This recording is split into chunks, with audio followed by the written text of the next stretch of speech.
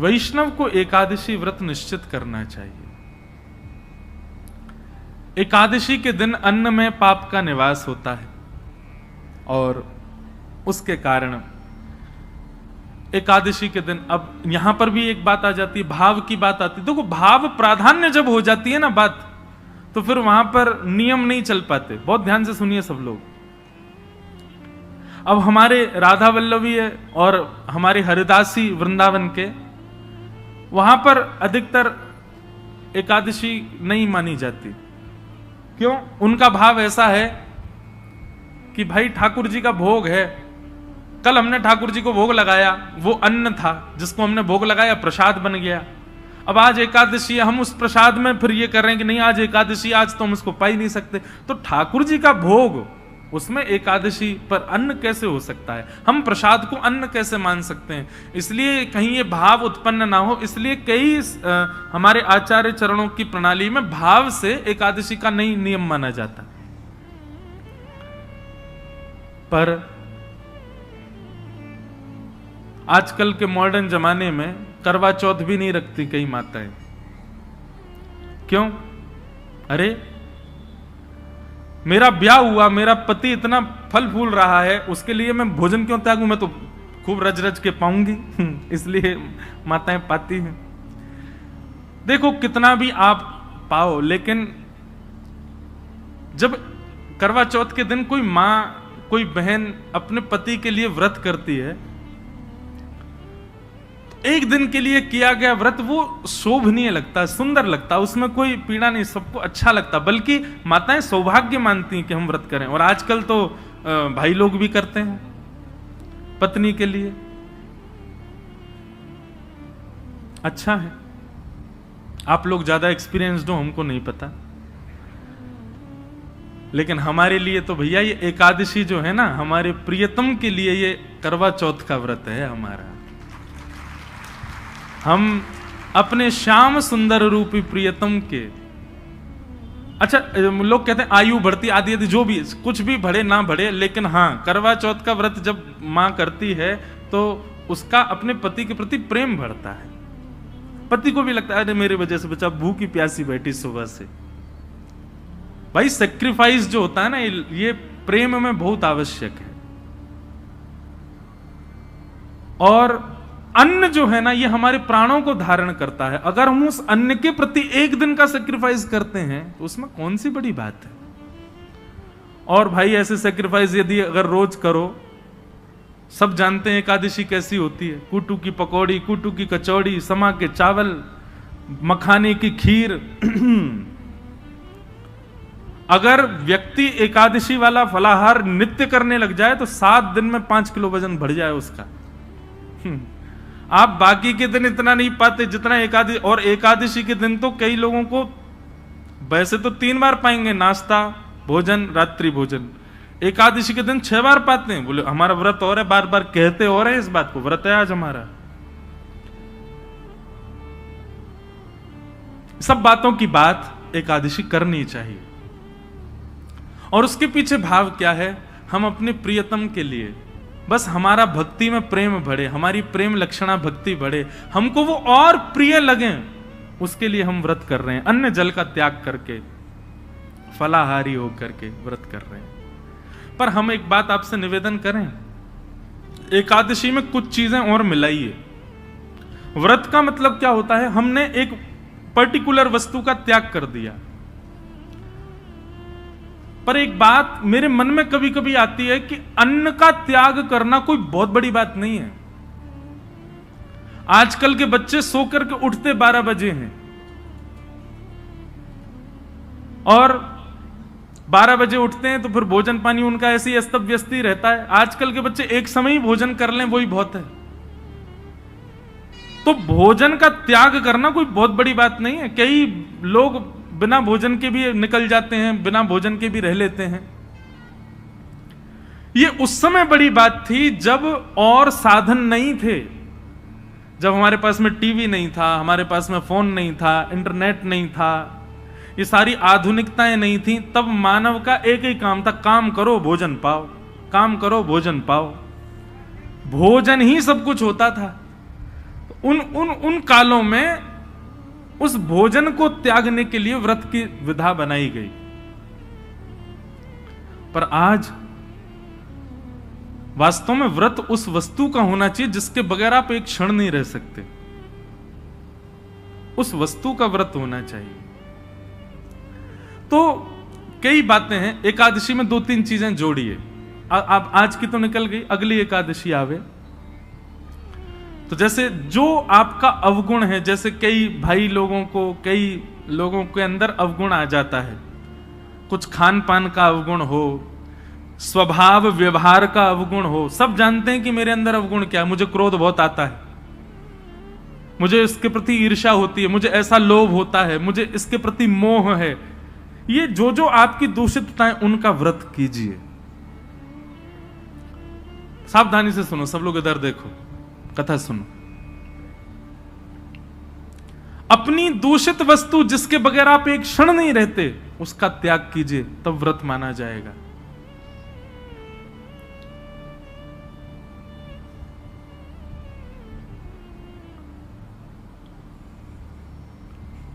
निकालिए, लिस्ट बनाइए, ऐसे कौन कौन सी वस्तुएं हैं जिनके बगैर आप एक क्षण नहीं रह पाते। संसारी वस्तु, उसका व्रत कीजिए, एक दिन व्रत कीजिए। अगली एकादशी पर नियम बनाओ। सबसे ज्यादा तो फोन ही है भैया, उसके बिना ही नहीं रह पाते हम। अगली एकादशी प्रयास करके देखो। हम अपने ऊपर इसलिए लागू नहीं कर सकते, हम तो सफर में रहते हैं, इधर उधर आना जाना लगा रहता है, तो कुछ ना कुछ काम रहते हैं, तो इसलिए हम वो तो नहीं करते। फिर एकादशियों पर इंद्रियों की एकादशी करो, जैसे नेत्रों की एकादशी। नेत्रों की एकादशी मतलब आज नेत्रों से केवल और केवल ठाकुर जी और ठाकुर जी के भक्तों का दर्शन करेंगे।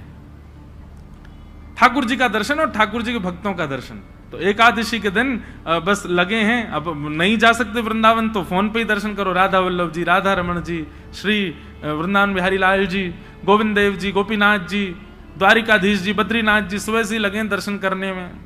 और वैष्णवों का दर्शन करो, चुन करके निकाल के अपनी बाइक गाड़ी जाओ, संतों के यहां जाओ, वैष्णवों के यहां जाओ, जाकर के उनको प्रणाम करो। एकादशी ऐसे व्यतीत करो। नेत्रों की एकादशी, कानों की एकादशी।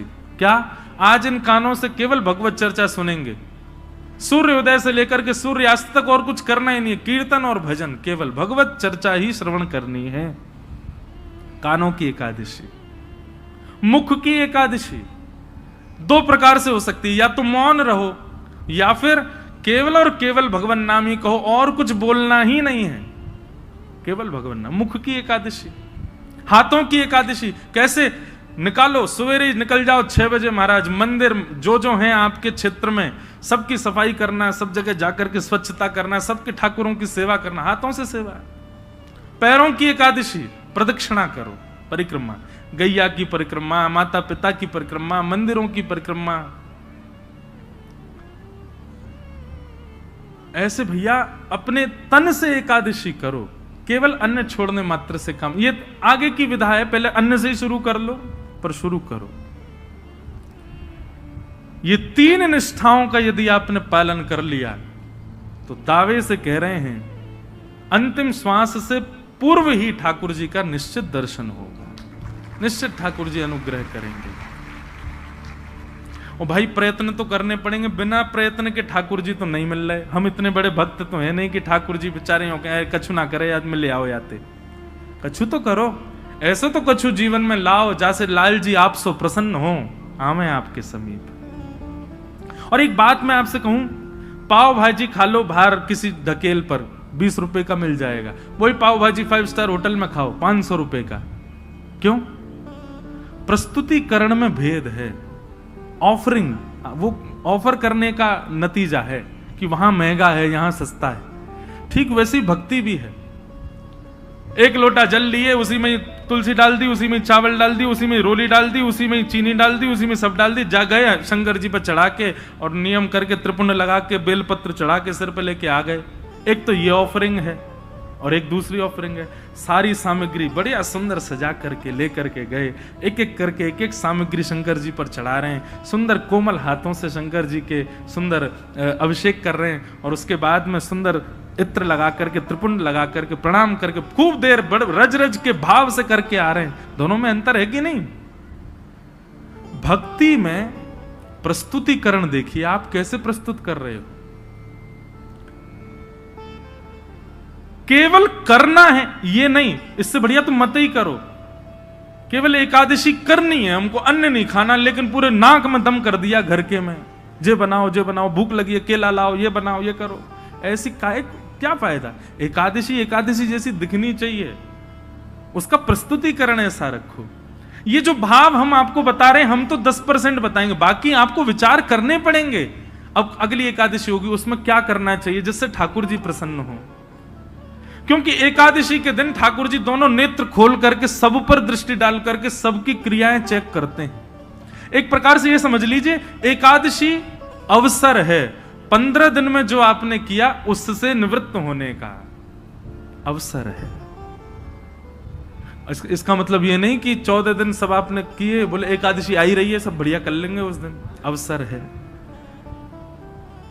अवसर मिला, अब अगले दिन से प्रयास करें कि अब दूषित नहीं करना है। बहुत सारे भाव हैं, मैं तो बोलते ही चला जाऊंगा।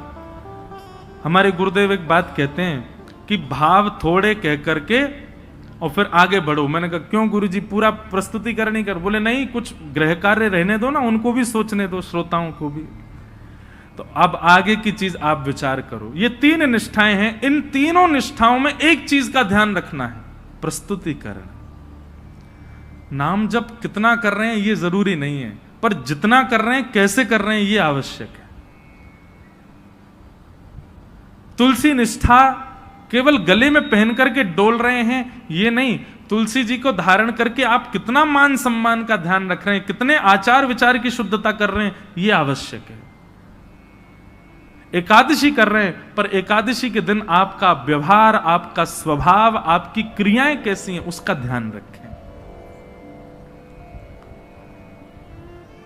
तो आज एकादशी है और आज हमारे वृंदावन के मुकुटमणि ठाकुर जी श्री राधा वल्लभ लाल जी को जिन्होंने प्रकट किया, ऐसे श्री हेतरवंश महाप्रभु, उनका प्रादुर्भाव हुआ, उनका प्राकट्य आज के दिन हुआ।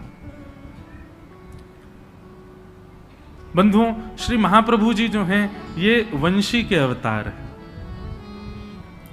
ठाकुर जी की वंशी। वृंदावन में 3 हरित्रयी हैं, 3 हरि हुए। कौन कौन? पहले हरिवंश महाप्रभु, दूसरे स्वामी श्री हरिदास जी और तीसरे हरिराम व्यास जी। ये हरित्रयी बोली जाती। और इन हरित्रयों के रूप क्या हैं? ललिता, विशाखा और वंशी। इन तीनों का अवतार ये तीनों हैं। आप सबको पता है, और नहीं पता है तो सुन लीजिए। अभी मेरी नासिक में कथा थी तो इतना मुझे सुख मिला। प्रथम दिन और अंतिम दिन 2 दिन में त्र्यंबकेश्वर दर्शन करने गया, क्योंकि मेरा नियम था कि 1 महीने तक मैं उस परिसर से बाहर नहीं जा सकता जहां कथा थी। तो वहां से महादेव का स्थान लगभग 30 किलोमीटर था। प्रथम दिन गया अनुष्ठान से पूर्व, तो जैसे ही मैं पहुंचा कितना सुख मिला। देखो वहां के सारे पुजारी जो अपने त्र्यंबकेश्वर भगवान के सेवाधिकारी, मैं जैसे ही पहुंचा तो मुझको लेकर के गए, बोले आप चलो गर्भगृह में अंदर प्रणाम करने। मैंने कहा नहीं भैया, देखो मैं खुद वीवीआईपीओ के कथाओं में जाकर के जो है उनकी बुराई निंदा कर देता हूं, खुद बन के जाऊं तो बड़ा विचित्र लगता है। बोले नहीं नहीं, आपको चलना पड़ेगा। मैंने कहा देखो खुद प्रयास करके जाना, उसमें हो सकता है कि गड़बड़ी हो, लेकिन कोई खींच के ले जा रहा हो तो फिर मामा मना नहीं है। आप स्वयं प्रयास करके मत जाओ, लेकिन आपको पुजारी जी स्वयं ही खींच ले जाएं तो फिर दिक्कत नहीं है। कई लोग सोच रहे होंगे बोले ठीक है तो फिर हम पुजारी जियों से ही अपने संबंध बना लेंगे, बढ़िया, उनसे कह देंगे देखो हम प्रयास नहीं करेंगे, तुम खींच लेना हमको। तो ले गए अंदर जाकर के महादेव के सामने कुछ स्तुति आदि की, उसके बाद पुष्प अर्पित किया और मेरा रोम रोम पुलकित हो गया। जैसे ही मैंने प्रणाम किया सारे पुजारी एक स्वर में बोले बोलो श्री राधा वल्लभ लाल की। ये सुनते ही मेरा रोम रोम पुलकित। मैंने कहा आप लोगों ने? बोले नहीं, आपने कहा है ना कथा में कि श्री राधा वल्लभ जी जो हैं ये महादेव के ठाकुर जी, ये हमारे श्री महाकाल भगवान के निज ठाकुर जी हैं। जैसे हमारे निज के गोपाल जी, मेरे निज के श्री गिरधर लाल जी, ऐसे ही श्वेत द्वीप में उमा पार्वती और महादेव दोनों मिलकर के अपने निज ठाकुर जी की सेवा करते हैं। वही हैं श्री राधा वल्लभ लाल जी जो वृंदावन में विराज रहे हैं। ये महादेव के ठाकुर जी। आत्मदेव नाम के ब्राह्मण ने तपस्या करके महादेव को प्रसन्न किया। महादेव ने प्रसन्न होकर के कहा वरदान मांगो, क्या चाहिए ब्राह्मण देवता?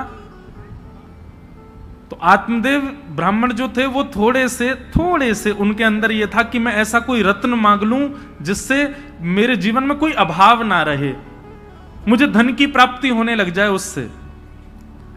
और आत्मदेव ब्राह्मण ने महादेव से कहा, बोले आपके पास जो सबसे बहुमूल्य रत्न हो वो मुझे दे दीजिए।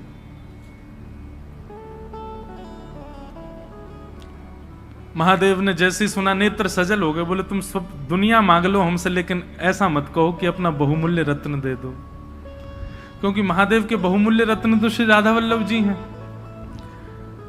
महादेव ने जैसे मना किया, बोले रत्न मत मांगो, बाकी चाहे दुनिया की कोई वस्तु मांग लो। तो आत्मदेव ब्राह्मण को लगा रत्न बड़ा महंगा है, तभी देने से मना कर रहे हैं। चरणों में गिर गया। बोले चाहिए तो वही रत्न चाहिए जिसके लिए आप मना कर रहे हो, नहीं तो कुछ नहीं चाहिए।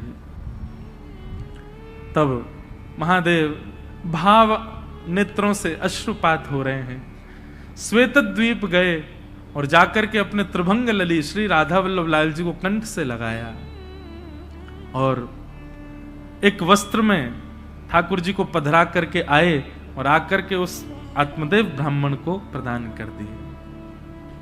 महादेव अंतर ध्यान हो गए। उसने तो उत्सुकता से जैसे ही वस्त्र हटा के देखा तो श्री राधा वल्लभ लाल जी खड़े थे। बट दुखी हो गया बेचारा। बोले मैंने तो रत्न मांगा था जी, ऊपर से सेवा और दे गए मुझको, तो वैसे ही खर्चा पूरा नहीं हो रहा घर का, अब इनको भी पधराना पड़ेगा सब कुछ। उनकी सेवा होने लगी। महादेव को बड़ी चिंता, मेरे ठाकुर जी की सेवा में सुख होना चाहिए। तब भगवान की वंशी महादेव ने उनको आज्ञा की, बोले आप सदा उनके अधर पर विराजमान रहती हो।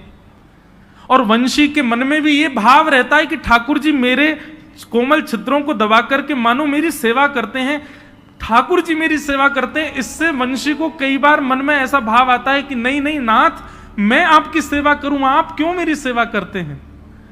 तो वंशी बड़ी कभी कभी व्याकुल रहती है कि मैं ठाकुर जी की सेवा करना चाहती हूं, पर ठाकुर जी देखो होठों की तकिया पे सुला करके अपनी कोमल उंगलियों से मेरे चरण दबाते हैं। मुझे कभी कभी बड़ा श्रम होता है इस भाव से। तो वंशी जी की इस चिंता को आज महादेव ने पूर्ण किया। बोले कि आप चिंता मत करो, आप चाहती हैं ना कि आप ठाकुर जी की सेवा करें, जाइए आप ही आचार्य चरण श्री हित हरिवंश महाप्रभु के रूप में पृथ्वी पर अवतरित होइए और जाकर के आत्मदेव ब्राह्मण के यहां से ठाकुर जी को ले जाकर के वृंदावन में विराजमान कर। तब भगवान की वंशी ही श्री हृदयवंश महाप्रभु के रूप में पधारे और आकर के उन्होंने ठाकुर जी की सेवा। महाप्रभु जी का चरित्र बहुत सुंदर है, संपूर्ण तो नहीं पर कुछ कुछ भाव में आज भक्तमाल जी में पढ़ रहा था। अच्छा, हमारी जीवन की सबसे पहली भक्तमाल कथा है इसी वर्ष 19 से 26 अगस्त हम भागवत कथा करते हैं। और अभी साल में एक राम कथा का भी नियम हो गया है, एक एक ज्योतिर्लिंग में। पिछली बार सोमनाथ में थी, इस बार रामेश्वरम में है 24 दिसंबर से राम कथा। लेकिन हमारे वृंदावन के संत जनों की आज्ञा हुई कि लाला एक बार अब भक्तमाल जी में भी प्रवेश करो। मैंने कहा महाराज जी मैं भक्तमाल जी तो कहता ही हूं कथा में। बोले नहीं, स्वच्छंद भक्तमाल जी की कथा करो। तो जन्माष्टमी के अवसर पर 19 अगस्त से 26 अगस्त तक जयपुर में, क्योंकि भक्तमाल जी वहीं लिखी गई हैं, जयपुर में ही गलता जी हैं जहां पर भक्तमाल जी की रचना श्री नाभा गोस्वामी जी ने की। तो वहीं पर प्रथम भक्तमाल का, तो आज मैं भक्तमाल जी पढ़ रहा था, इतना सुंदर बात, बहुत ध्यान से सुनिएगा। नाभा जी के गुरु जी की आज्ञा हुई कि हे नाभा जी, आप एक काम कीजिए। बोले क्या? आपकी भक्ति इतनी तीक्ष्ण है, आपकी भक्ति इतनी प्रबल हो चुकी है, अब आप एक काम करो, बड़े बड़े रसिक जनों ने तो ठाकुर जी का यश गाया, पर आप ठाकुर जी के भक्तों का यश गाओ। तो नाभा जी ने भक्तमाल जी का मन बनाया कि अब मैं भक्तों की माला बनाऊंगा, भक्तों के एक बात सदैव याद रखना, ठाकुर जी का यश गाना ज्यादा कठिन नहीं है, ठाकुर जी के भक्तों का यश गाना बहुत कठिन है। ठाकुर जी के भक्तों का यश कहना बड़ा कठिन काम है, उसको समझना, ठाकुर जी की कृपा आप समझ जाओगे, पर भक्तों की लीला आप नहीं समझ पाओगे। तो श्री नाभा जी ने मन में विचार किया कि यश गाऊं ठाकुर जी के भक्तों का, तो श्रोता किसको बनाऊं? तो श्री नाभा गोस्वामी जी ने मन में विचार किया कि भगवान का यश भक्त सुनते हैं, तो भक्तों का यश ठाकुर जी सुनेंगे। और 24 अवतारों का सबसे पहला स्मरण किया नाभा जी ने। 24 अवतार बैठाए अपने सामने, ठाकुर जी के 24 अवतारों का आवाहन करके और उनको ही श्रोता बना करके नाभा जी ने भक्तमाल जी कहनी प्रारंभ की। उसमें सारे भक्तों के चरित्र आए, सुग्रीव जी से लेकर के हनुमान जी महाराज तक, और महाराज गरुण जी से लेकर के और श्री रामानुजाचार्य जी तक, सारे भक्त चिंतन करते जाते, जो जो भक्त अपने। अच्छा, एक और बात है, भक्तमाल में किन किन भक्तों के चरित्र हैं? तो श्री नाभा जी कहते हैं ठाकुर जी तो सबको प्रिय हैं, पर भक्तमाल में उन भक्तों के चरित्र हैं जो ठाकुर जी को प्रिय हैं। क्योंकि भाई 24 अवतार सामने बैठे हैं, तो 24 अवतार उन्हीं को सुनना चाहेंगे जो उनके प्रिय हों। उन भक्तों के चरित्र आए, लेकिन सारे भक्त आ गए भक्तमाल जी में, हमारे वृंदावन के रसिक जन नहीं आए। क्योंकि नाभा जी तो स्मरण करते थे ना, जो भक्त का चिंतन आता उसी का छप्पे छंद लिख देते, सबका यश गाया, लेकिन वृंदावन के रसिक संत जन चित्त में नहीं आए। तो श्री नाभा जी चिंतित हो गए, बोले कि भैया सारे भक्तों का चिंतन चित्त में हो रहा है, लेकिन ब्रजमंडल के वृंदावन के वैष्णव भक्तों का, संतों का चिंतन मुझको क्यों नहीं हो रहा? तब उन्होंने अपने गुरुदेव से जाकर के अपना ये भाव प्रकट किया, बोले सारे भक्त मेरे चित्त में आ रहे हैं, पर वृंदावन के भक्तों का स्मरण नहीं हो रहा मुझको। कितनी सुंदर बात। उनके गुरुदेव ने आज्ञा करते हुए कहे, बोले भैया ये जितने भी भक्तों का चरित्र तुम गा रहे हो, ये कोई ना कोई भक्त इन 24 अवतारों को, जिनको तुमने सामने बैठाया है, इन 24 अवतारों को कोई ना कोई भजता है।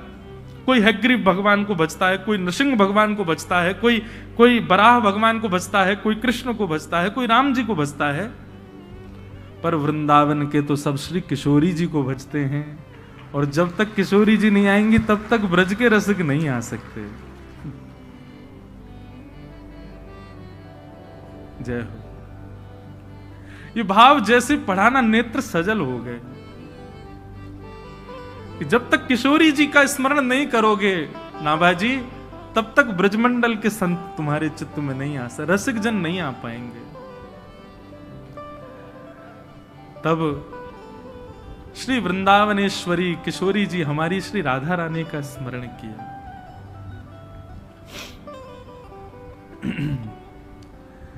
एक भाव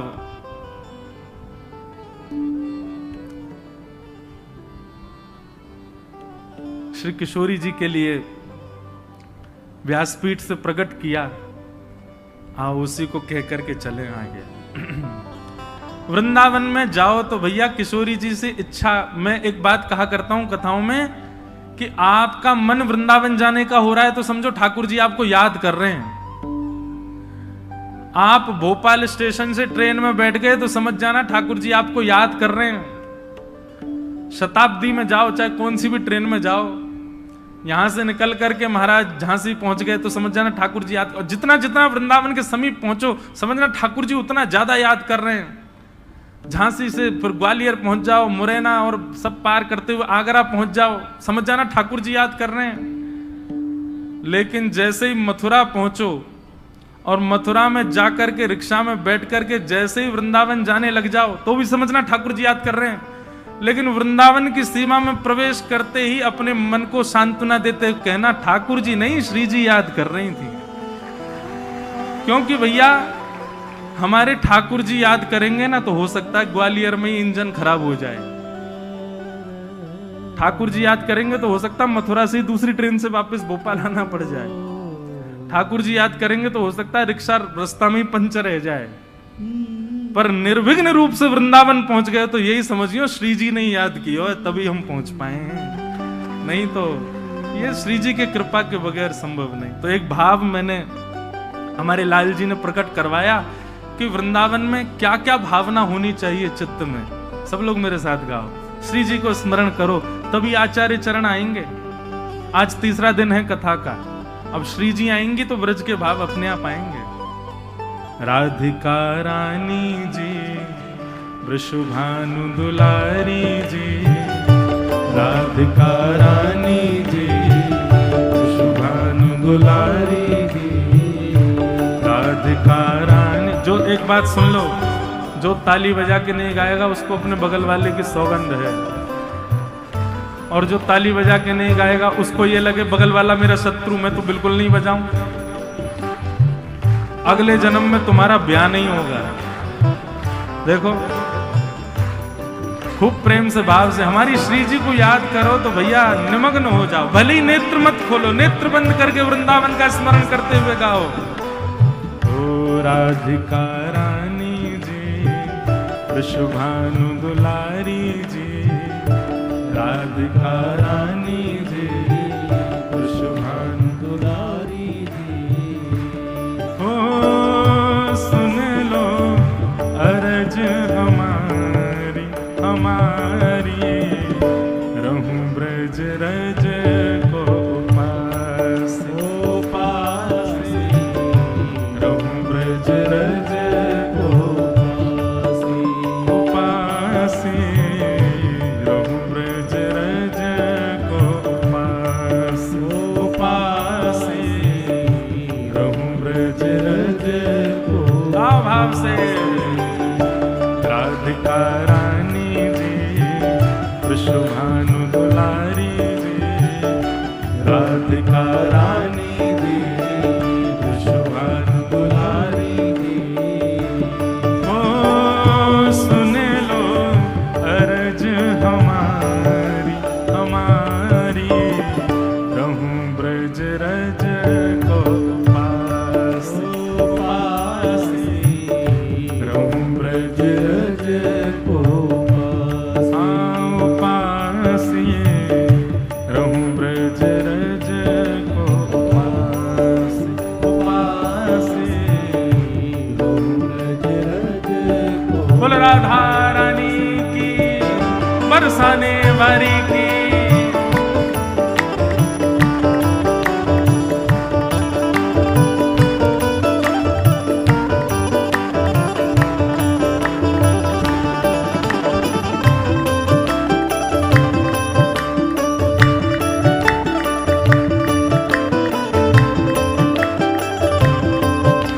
बोल वृषभानु दुलारी की, बोल वृषभानु के जमाई की।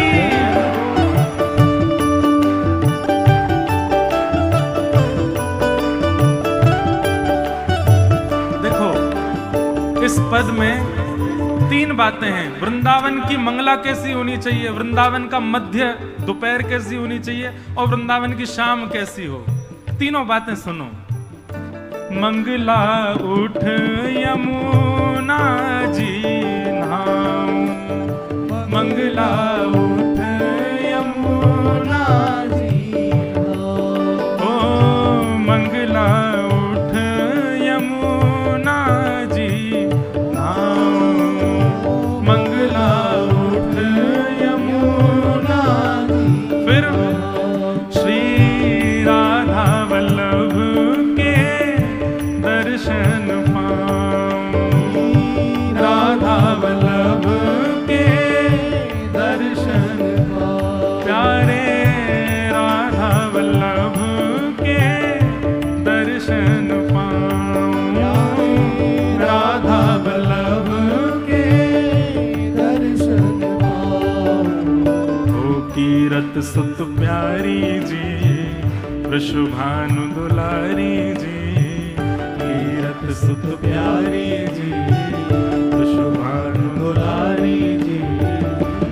ओ सुन लो अरज हमारी हमारी, रहूं ब्रज रज को पासी, रहूं ब्रज रज को पासी, रहूं ब्रज रज को पासी, भाव भाव से जय हो। राधिका रानी जी, वृषभानु दुलारी जी, राधिका रानी जी, वृषभानु दुलारी जी। ओ सुन लो अरज हमारी हमारी, रहूं ब्रज रज को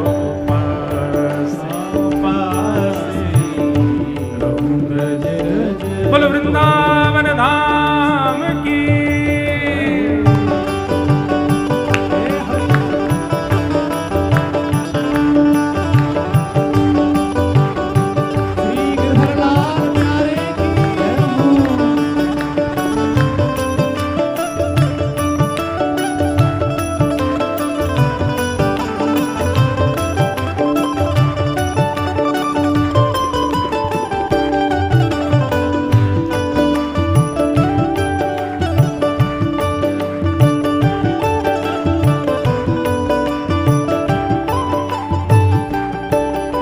अब मंगला में क्या करना, यमुना जी नहाओ, राधा वल्लभ जी के दर्शन करो।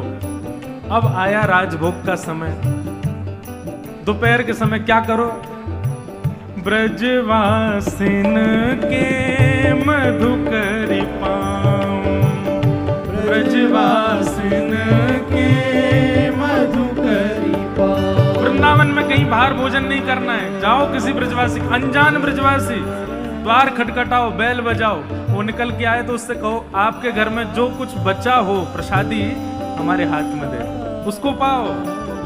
अरे भैया, जिन ब्रजवासी के घर में जबरदस्ती घुस घुस के ठाकुर जी भोजन करते हैं, हम तो मांग के पा सकते हैं ना, पाओ। ब्रजवासिन के मधुकर पाओ, ब्रजवासिन के मधुकर पाओ, ब्रजवासिन के मधुकर पाओ, ब्रजवासिन के मधुकर। उसके बाद श्री राधा रमण के दर्शन पाओ, राधा रमण के दर्शन पाओ, प्यारे राधा रमण की झांकी पाओ, राधा रमण की झांकी पाओ। महलन वारी जी अति सुकुमारी जी, महलन वारी जी अति सुकुमारी जी, ऊंचे महलन वारी जी अति सुकुमारी जी, महलन वारी जी अति सुकुमारी जी। ओ सुन लो अरज हमारी हमारी, रहूं ब्रज रज को पासी पासी, रहूं ब्रज रज को पासी पासी, रहूं ब्रज रज को पासी पासी। अब मंगला में यमुना जी स्नान, राधा वल्लभ जी दर्शन, फिर ब्रजवासियों की मधुकरी और श्री राधा रमण जी का दर्शन। अब तीसरा काम वृंदावन में क्या करना है, रसिक जनन की सेवा पाऊं, रसिक जनन की सेवा पाऊं, ओ रसिक जनन की सेवा पाऊं,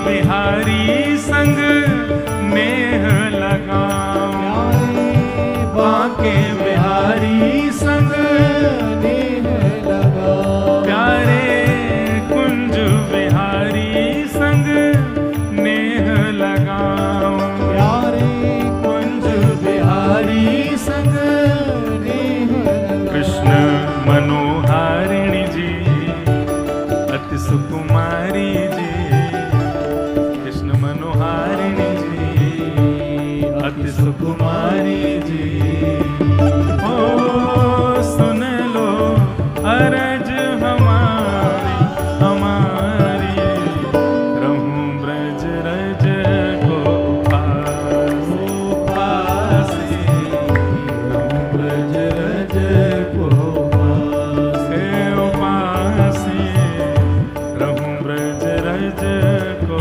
पास पासे, ब्रज रज को भाव से।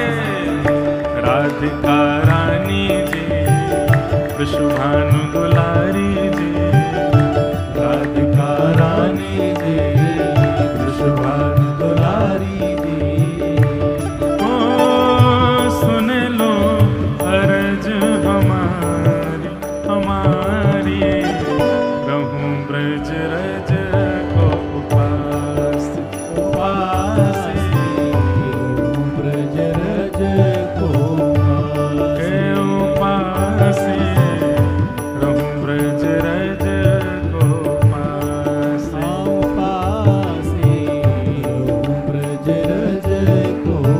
अब मेरी भावना ऐसी कि मंगला हो गई राधा वल्लभ जी के दर्शन से, फिर ब्रजवासी इनकी मधुकरी पालई राधा रमण जी के दर्शन करके, और फिर साय संत जनन की सेवा करके बिहारी जी सो नेह लगा लियो। अब अंतिम इच्छा हमारे गिरधर लाल जी की छाप से कीर्तन लिखा गया है। अंतिम इच्छा क्या है? ये मधुकरी पाकर के संतन की सेवा करके यमुना जी में स्नान करके तीनों ठाकुरन के दर्शन पाके चाहते क्या हो? तो ये अंतिम भाव, गोवर्धन पर्वत पे राजो, गोवर्धन पर्वत पे राजो, गोवर्धन पर्वत पे राजो। हे श्यामा जी, हमारी इच्छा ऐसी है, इन तीनों की ये काम करते हुए हम गिरिराज जी जावें, और जब गोवर्धन की परिक्रमा करें तो श्री गिरी कंदरा में आपके हमको दर्शन है जाएं। गोवर्धन पर्वत पे राजो, और श्यामाजू आप अकेली मतइयो, तो हमारे नेक्स्ट से गिरधर लाल जी हैं, इनके संग पधारियों।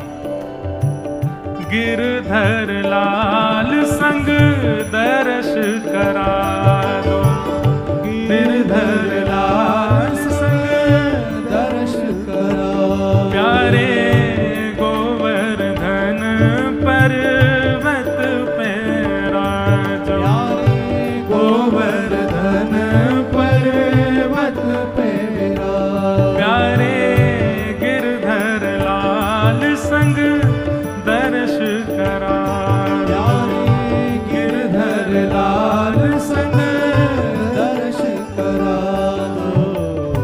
कृपा अभिलाषी जी अरज हमारी जी, कृपा अभिलाषी जी अरज हमारी जी,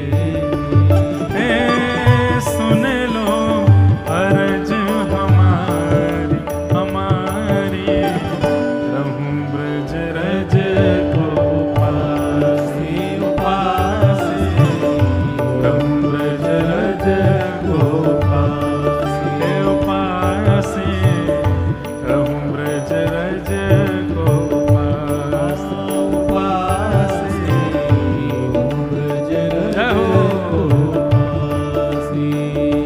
राधिका रानी जी वृषभानु दुलारी जी, राधिका रानी जी वृषभानु दुलारी जी, हाँ सुन लो अरज हमारी हमारी।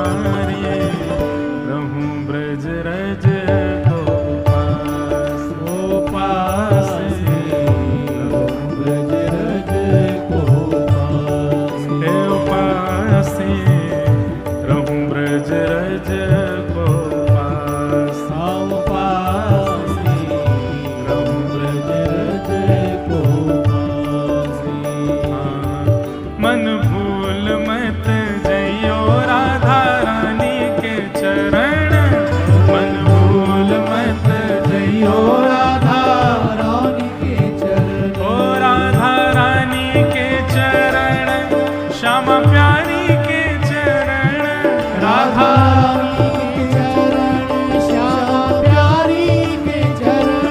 राधा रानी के चरण, वृषभानु दुलारी के चरण, राधा रानी के चरण, भाव से मेरे मन भूल मत जइयो राधा रानी के चरण, मन भूल मत जइयो राधा रानी के चरण। ओ वृषभानु की किशोरी सुन गैया हूते भोरी, वृषभानु की किशोरी सुन गैया हूते भोरी, प्रीत जान के हूँ थोड़ी तोहे राखेगी शरण, प्रीत जान के हूँ थोड़ी तोहे राखेगी शरण, हाँ प्रीत जान के हूँ थोड़ी तोहे राखेगी शरण, प्रीत जान के हूँ थोड़ी तोहे राखेगी शरण। मेरे मन भूल मत जइयो राधा रानी के चरण, मन भूल मत जइयो राधा रानी के चरण, मेरे मन भूल मत जइयो श्यामा प्यारी के चरण, भूल मत जइयो राधा रानी के चरण। ओ राधा रानी के चरण, श्यामा प्यारी के चरण, राधा रानी के चरण, श्यामा प्यारी के चरण, राधा रानी के चरण, श्यामा प्यारी के चरण, राधा रानी के चरण, करताल बजा के गाओ, प्यारी के चरण, मेरे मन भूल मत जइयो राधा रानी के चरण, मन भूल मत जइयो राधा रानी के चरण, मेरे मन भूल मत जइयो राधा रानी के चरण, भूल मत जइयो राधा रानी के चरण। ओ राधा रानी के चरण, श्यामा प्यारी के चरण, राधा रानी के चरण, श्यामा प्यारी के चरण, राधा रानी के चरण, श्यामा प्यारी के चरण, राधा रानी के चरण, श्यामा प्यारी के चरण, मेरे मन भूल मत जइयो राधा रानी के चरण, मन भूल मत जइयो राधा रानी के चरण। ओ जय राधे राधे राधे राधे, जय राधे राधे जय राधे राधे, जय राधे राधे जय राधे राधे, जय राधे राधे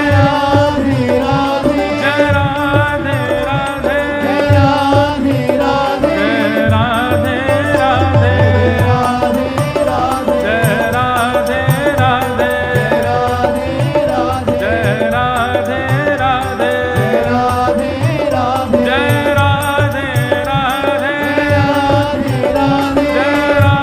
जय राधे राधे, जय राधे राधे जय राधे राधे,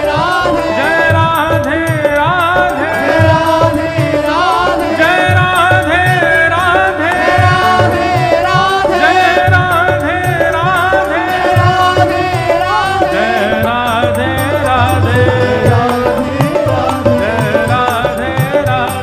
राधे राधे, जय राधे राधे, जय राधे राधे, जय राधे राधे, श्री राधे राधे, जय जय राधे राधे, जय राधे राधे, जय जय राधे राधे राधे, जय जय राधे राधे, जय जय श्री राम, जय जय श्री राम, जय जय श्री राम।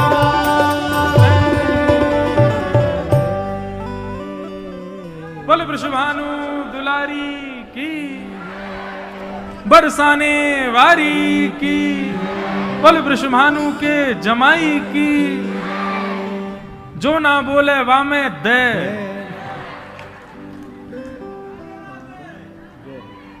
तो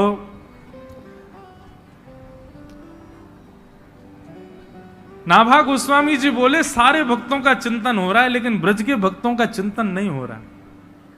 तब उनके गुरुदेव ने आज्ञा की, बोले तुमने 24 भगवान के अवतारों का आवाहन कर लिया, तो जो 24 अवतारों को पूजते हैं उनके तुमको चिंतन हो रहे हैं। पर भैया ये ब्रजवासी हैं, ये तो केवल एक ही को पूजें। कौन को? बोले वृषभानु दुलारी को, श्यामाजू को।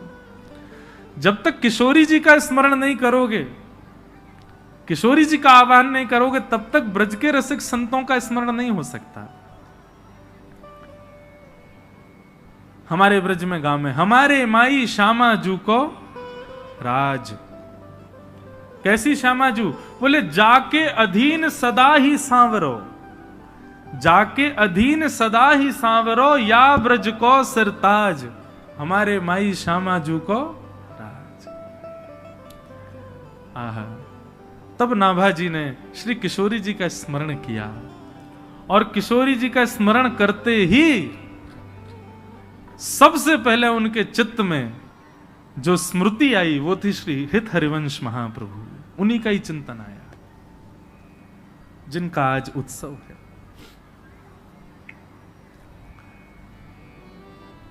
और श्री नाभाजी ने महाप्रभु जी का चरित्र वर्णन किया। थोड़े थोड़े भाव कुछ में कह करके महाप्रभु जी को हम प्रणाम कर लें। आचार्य चरण का जन्मोत्सव है। हमारे वृंदावन के पास में बाद गांव में उनका प्रादुर्भाव हुआ। बंधुओं, जन्म से ही बालक, एक बात बहुत ध्यान से सुनो, सब लोग इधर देखो, बहुत सावधानी से सुनिएगा। जन्म से ही बालक के लक्षण दिखने लग जाते हैं, कैसे होंगे? लेकिन एक बात मैं आपको स्पष्ट रूप से कह दूं, हर व्यक्ति को संसार में इसलिए भेजा गया है ताकि वो ठाकुर जी को प्राप्त कर सके। मुझे और आपको इस संसार में इसी भाव से ही भेजा गया कि हम अपने कर्मों से, हम अपने कर्तव्यों से, अपने व्यवहार, स्वभाव आदि, हम सबको अधिकार है ठाकुर जी से मिलने का। पर धीरे धीरे धीरे धीरे हम संसार की माया में इतने फंस जाते हैं कि अपना मुख्य उद्देश्य भूल जाते हैं। सब पा लेते हैं, लेकिन जिनको पाने के लिए आए थे वही नहीं पा पाते। इसका प्रत्यक्ष प्रमाण है, आप छोटे से बालक को देखो। आप छोटे से बालक के सामने डीजे बजा दो बहुत जोर से, क्या होगा? रो जाएगा, उसके अंदर से रुदन शुरू हो जाएगा। आज के 20, 22, 23, 25 साल की उम्र के बालक जिन जिन गानों पर नृत्य करते हैं, जिन जिन गानों पर नाचते हैं, ऐसे गाने आप 1 वर्ष तक के बालक के सामने खूब तेज आवाज में बजा दो, क्या होगा? वो भयभीत हो जाएगा, डर के मारे रोने लग जाएगा।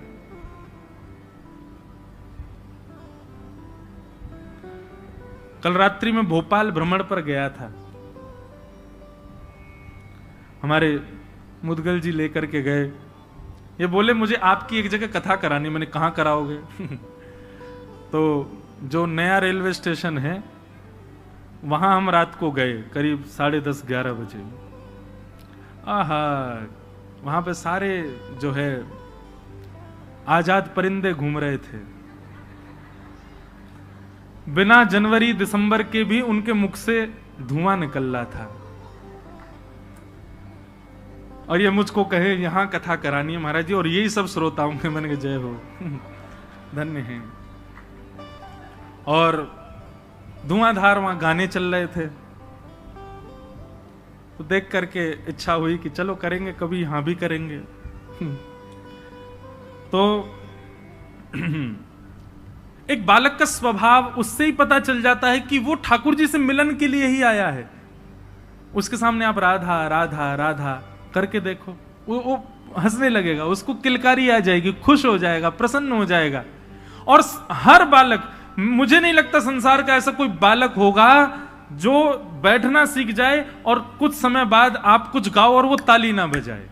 उसके हाथ निश्चित करताल बजाते हैं। उसका भगवत कीर्तन सुन के प्रसन्न होना और ये करताल बजाना इस बात को प्रमाणित करता है कि वो कहीं ना कहीं ठाकुर जी से संबंध है। पर धीरे धीरे धीरे धीरे फिर संसार के व्यसन भोगों में हम उसको लगाते, और बड़े होकर के उसको कथा में बैठने में भी शर्म आने लग जाती है, उसको तिलक लगाने में भी लज्जा होने लगती है, ताल बजाने में भी उसको बहुत लज्जा का अनुभव होता है। तो ये बात प्रमाणित है, एक बालक के रूप को देख करके लगता है कि हम सबको अधिकार दिया ठाकुर जी ने कि हम उनको प्राप्त कर सकें, पर माया के कारण हम नहीं कर पाते।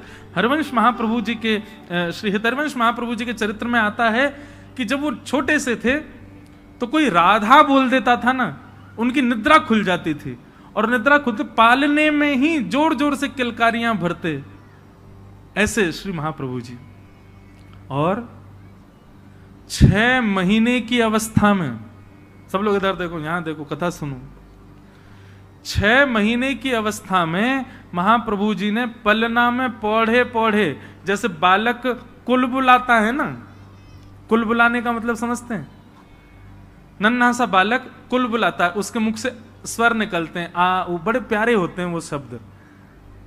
ऐसे ही महाप्रभु जी 6 महीने की अवस्था में अपने पलना में पौधे पौधे कुल बुला रहे थे, और जब वो कुल बुला रहे थे तो उनके स्वर साधारण नहीं थे। उनके महाप्रभु हितरवंश महाप्रभु जी के ताऊ जी श्री नरसिंह आश्रय जी महाराज, नरसिंह आश्रम जी महाराज, उन्होंने जब ये स्वर सुना तो वो बोले कि ये बालक के सामान्य शब्द नहीं है, और उन्होंने ध्यान से जब शब्द सुने तो कलम लेकर के उसको लिखना प्रारंभ किया, जो स्वर बालक के 6 महीने की अवस्था में प्रकट हो रहे थे। और जब लिखते गए लिखते गए लिखते गए अंत तो गत्वा देखा तो श्री राधा रस सुधा निधि ग्रंथ तैयार हुआ, महाप्रभु जी के 6 महीने की अवस्था के स्वर से। उसी समय वो समझ गए ये बालक सामान्य नहीं है, साधारण नहीं है। हमें लगता आज का बालक भी कुछ ऐसा ही ग्रंथ का अवलोकन बोलता होगा, लेकिन माता पिता ओ ले ले ले करके उसको शांति कर देते हैं, और उसको, क्योंकि ये बात सामान्य नहीं है। वो बालक मदालसा कहती है, शुद्धोषि मुक्तोषि निरंजनोषि संसार मायाम परिवर्जितोषि संसार मायाम परित्यज्य निद्राम मदालसा वाक्य उवाच वालम। वो बालक परम शुद्ध है, वो ठाकुर जी के समीप होके आया है अभी अभी आपके घर पर। वो ठाकुर जी के मूल रूप को जानता है, ठाकुर जी का चिंतन उसको पता है। उस समय अगर वो कोई स्वर प्रकट कर रहा है तो निश्चित है उसमें कोई वेदवाणी निश्चित होगी, पर हम लोग इतने ज्ञानी नहीं, इतने ज्ञाता नहीं, इसलिए हमको पता नहीं चल पाता। तो 6 महीने की अवस्था में जो स्वर प्रकट हुए, उन्हीं से ही राधा सुधा निधि, जो कि हमारे वृंदावन के राधा वल्लभियों का प्राण धन है, वो प्रकट हो गया। धीरे धीरे महाप्रभु जी बड़े हुए, और आप श्री के पूज्य पिताजी महाराज श्री व्यास मिश्र जी, उनके यहां ठाकुर जी की सेवा थी, वो ठाकुर जी की सेवा करते थे, और आपके घर के ठाकुर जी का नाम श्री राधाकांत जी था। ठाकुर जी की सेवा पिताजी करते थे, और नन्हे से श्री हितरवंश महाप्रभु वो बाहर आंगन में बालकों के साथ खेलते थे, कभी बगीचे में खेलते थे। लेकिन खेल कैसा था उनका, वो हमारे आपके जैसा खेल नहीं खेलते थे। तो वृक्षों से सुंदर पुष्प इकट्ठे करते, वृक्षों से सुंदर पत्र इकट्ठे करके उनकी सुंदर माला बनाते, उनके सुंदर सूत में बांध करके कुछ तैयार करते, और फिर क्या करते, गांव में जाकर के एक गौर वर्ण के बालक को लेकर के आते, एक श्याम वर्ण के बालक को लेकर के आते, और श्याम वर्ण के बालक को तो श्याम सुंदर बना देते, और गौर वर्णा बालक को किशोरी जी के रूप में तैयार कर, ये उनका खेल था। और फिर दोनों को तैयार करके, और फिर दोनों को निहारते, नन्हे सी अवस्था में, 6-7 वर्ष की अवस्था में, और फिर निहार के बलैया लेते, और बलैया लेने के बाद फिर क्या करते, किशोरी जी का श्रृंगार उतार करके ठाकुर जी जिनको बनाया उनको पहना देते, और ठाकुर जी का श्रृंगार किशोरी जी को पहना देते। ऐसा उनका खेल विलास था। लेकिन बंधुओं, उनका भाव इतना सुदृढ़ था कि आज उन्होंने जैसे ही गौर वर्ण के बालक को श्याम सुंदर, माने किशोरी जी को ठाकुर जी का श्रृंगार किया, और श्याम वर्ण के बालक को जब किशोरी जी का श्रृंगार किया, उसका भाव यह परिलक्षित हुआ कि उनके पिताजी जैसे ही अपने घर के ठाकुर जी के दर्शन करने के लिए गए, भोग उठाने के लिए गए, पर्दा हटाते देखा तो श्री राधाकांत प्रभु ने भी अपना श्रृंगार बदल लिया। किशोरी जी ने मुकुट पहन लिया, और ठाकुर जी सिर पर चुनरी ओढ़ करके बैठे थे। घबरा गए, उनको तो बेचैनी हो गई, ये क्या हुआ? अरे मुझे लगता है बुढ़ापे की आंखें, समझ नहीं पा रहा हूं। उमीड़ने लगे, आंख मांख धो करके आए, पुनः आकर के देखा तो ठाकुर जी चुनरी में बैठे हैं और किशोरी जी मुकुट पहन के बैठी हैं। मन में विचार करने लगे, ये कैसा, ये कोई अपशगुन तो नहीं? बस किसी से पूछने के लिए मंदिर से निकल के बाहर भागे तो बाहर बगीचे में देखा कि हरिवंश जी 2 बालकों की प्रदक्षिणा कर रहे हैं, और जाकर के देखा तो क्या पाया कि श्याम वर्ण के बालक ने तो चुनरी पहन रखी है और गौर वर्ण के बालक ने मुकुट पहना है। देखते ही समझ गए, बोले ओहो, मेरे इस बालक की भक्ति की श्रेष्ठता इतनी हो गई कि वो बालकों के साथ श्रृंगार करता है और प्रत्यक्ष ठाकुर जी उसकी सेवा स्वीकार करते हैं। ये सामान्य बालक नहीं। ऐसे महाप्रभु जी, उनके पिताजी कभी ठाकुर जी के आगे लड्डू भोग रखते, पर्दा करके जैसे ही पर्दा हटाते तो क्या पाते, लड्डू के साथ साथ वहां पे आम, सेब, अमरूद, सुंदर सुंदर बहु व्यंजन वहां पर रखे हैं, जो कि रखे ही नहीं थे।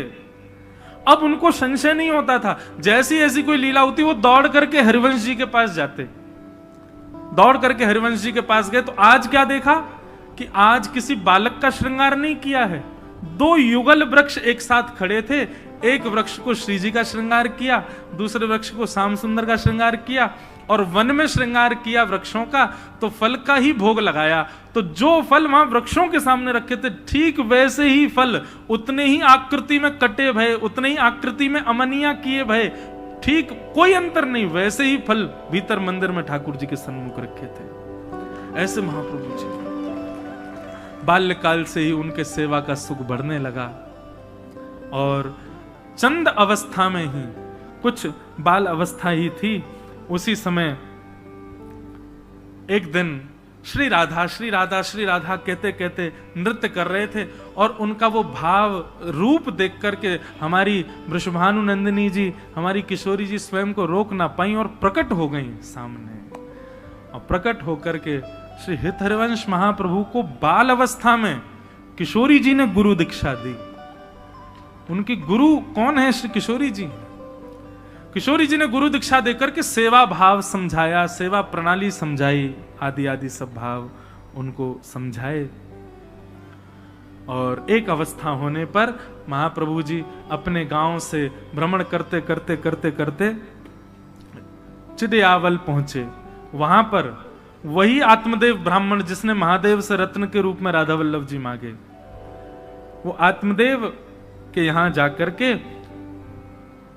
दर्शन किया श्री राधा वल्लभ जी का, और राधा वल्लभ जी का दर्शन करके इतने भाव निमग्न हो गए। इतने में ही ठाकुर जी ने आत्मदेव को स्वप्न दे दिया, और आत्मदेव जी से कहा, सुनो आपकी सेवा पूर्ण हो गई, हम आपसे संतुष्ट हो गए, अब एक काम कीजिए। बोले क्या? मंदिर परिसर में एक वैष्णव दर्शन कर रहे हैं हमारा हितरवंश महाप्रभु, इनसे जाकर के कहिए कि आपकी 2 पुत्रियां हैं, दोनों पुत्रियों से उनका विवाह होगा। इधर देखो भैया, यहां देखो, वो हेलीकॉप्टर मत देखो, और ये अगर चले तो कीर्तन में चले तो ज्यादा अच्छा, नहीं तो सबकी नजर इस पर ही जाए। सब लोग सावधानी से सुनो,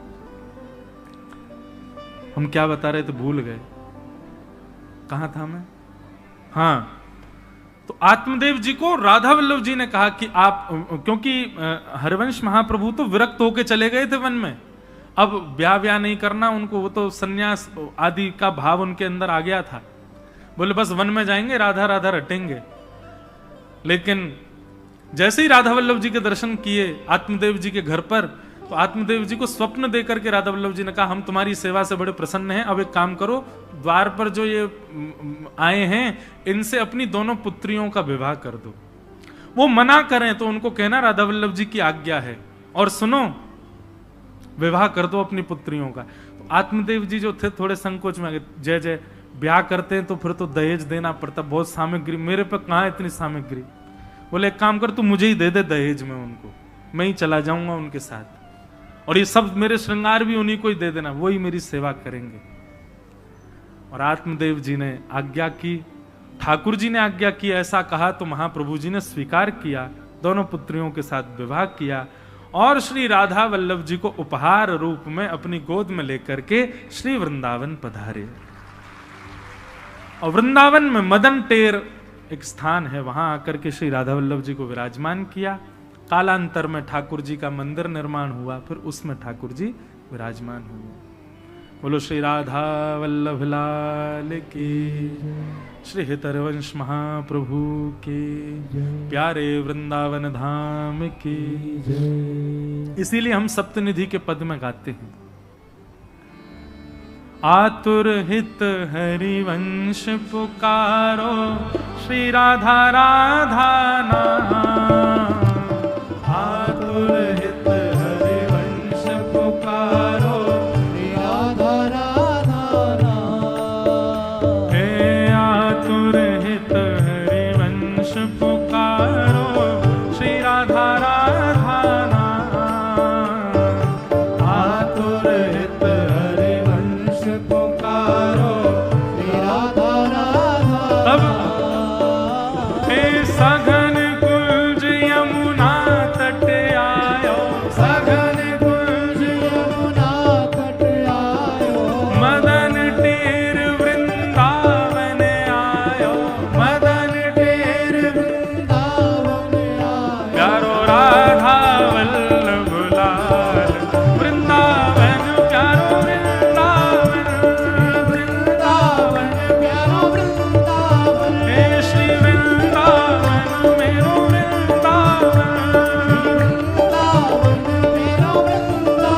सघन कुंज यमुना तट आयो, सघन कुंज यमुना तट आयो। प्यारो राधा वल्लभ लाल, वृंदावन मेरो वृंदावन, वृंदावन मेरो वृंदावन। हे श्री वृंदावन प्यारो वृंदावन, वृंदावन प्यारो वृंदावन। बोल राधा वल्लभ लाल की। ऐसे हमारे वृंदावन के मुकुटमणि श्री राधा वल्लभ लाल जी, जिन आचार्य चरण के द्वारा पधराए गए, जिन आचार्य चरण के द्वारा वहां पर विराजमान किए गए, ऐसे श्री हितरवंश महाप्रभु जिनका आज प्रादुर्भाव दिवस है, उन आचार्य चरणों के पावन चरण कमलों में हम इस भाव से प्रणाम करते हैं कि हे आचार्य चरण, आप हम पर कृपा करें। श्यामाजू आपकी गुरु हैं, आप श्री राधा वल्लभ लाल जी को वृंदावन में लाकर के वृंदावन की शोभा बढ़ा रहे हैं। आप कृपा करें, अनुग्रह करें, हम सब दासों के जीवन में भी श्री राधा वल्लभ जी कृपा करें। हमारे मन रूपी वृंदावन में, हमारे मन रूपी उस सघन कुंज में भी एक ना एक दिन ऐसे ही युगल स्वरूप आपकी कृपा से विराजमान हो, इस अभिलाषा से आचार्य चरणों में बारंबार प्रणाम। आज के इस मंगल दिवस के हम इसी बेला को प्रणाम करते हैं।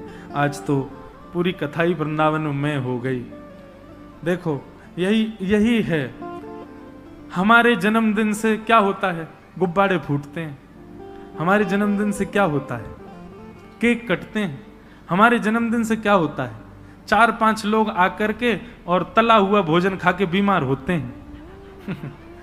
लेकिन आचार्य चरण का जब जन्मोत्सव होता है तो हजारों वैष्णवों के चित्त में वृंदावन प्रकट हो जाता है। हजारों वैष्णवों के चित्त में श्री राधा वल्लभ लाल जी प्रकट हो जाते हैं। एक वैष्णव भक्त का मंगल प्रादुर्भाव दिवस कितना आनंद देने वाला होता है। बंधुओं, एक बार को ठाकुर जी के उत्सव भूल जाना, पर ये रसिक जन संतों के कभी उत्सव भूला मत करो। और इन उत्सवों पे जैसे आप जन्माष्टमी, रामनवमी पर ठाकुर जी का श्रृंगार विशेष करते हो, इन उत्सवों पर भी अपने ठाकुर जी का विशेष श्रृंगार किया करो। लेकिन वो तो तब हो ना जब जाने आचार्य चरणों को। उसके लिए सत्संग सुनो, वैष्णवों को सुनो, आचार्य चरणों के बारे में, उनकी तिथि कौन सी होती है, क्या होता है, इन सब का एक नियम बनाओ। ये भी एक वैष्णव नियम है।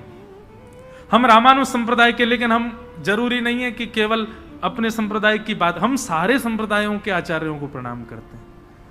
जिसके बारे में पता चलता जाता है उन सबको प्रणाम करता हूं। मेरे अंदर वो भाव नहीं कि केवल हमारे आचार्य सर्वोपरि हैं, पर ये सब आचार्य भी अनुग्रह करेंगे तभी कृपा होगी। और क्योंकि वृंदावन ब्रजवासी हैं भैया, तो ब्रजवासी तो सबरे संप्रदायन को, हमारे आचार्य तो साक्षात ठाकुर जी हैं। और ठाकुर जी को जो प्रसन्न कर दे, ठाकुर जी को जो लाड़ लड़ावे, वो सब हमको प्रिय है।